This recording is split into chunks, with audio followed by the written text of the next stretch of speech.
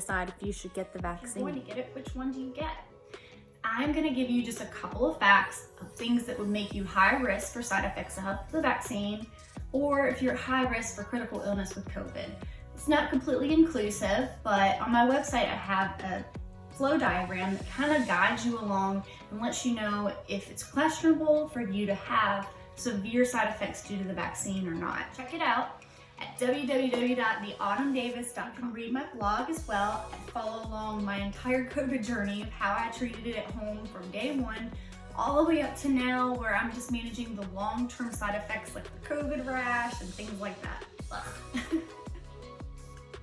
At high risk for severe side effects from the vaccine: someone who has severe food and drug allergies, someone who's recently had COVID, or someone who's older and has critical illness.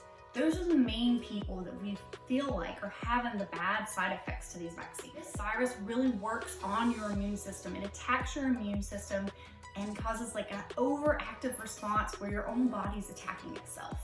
So if you do have those severe food and drug allergies, then you potentially could have bad side effects. If you've recently had COVID, the CDC says you should wait at least 90 days before you get the vaccine after you've had the virus.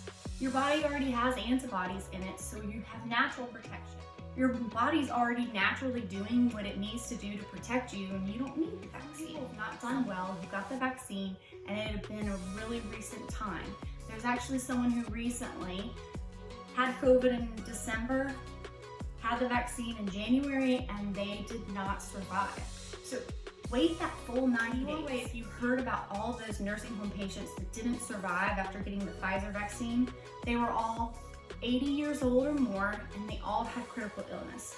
If you wonder if your health history puts you at risk, contact your primary care and ask them before you show up for that vaccine visit. Are you pregnant?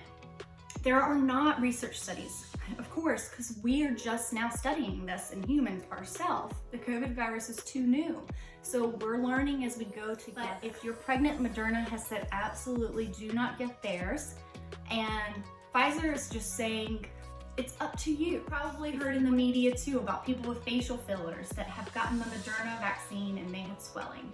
But everyone had really mild side effects to it, something that you could control by taking Benadryl and Pepcid, which are both over-the-counter. Don't let the fact that you have had facial fillers be a deterrent for Moderna, because those effects have been very mild.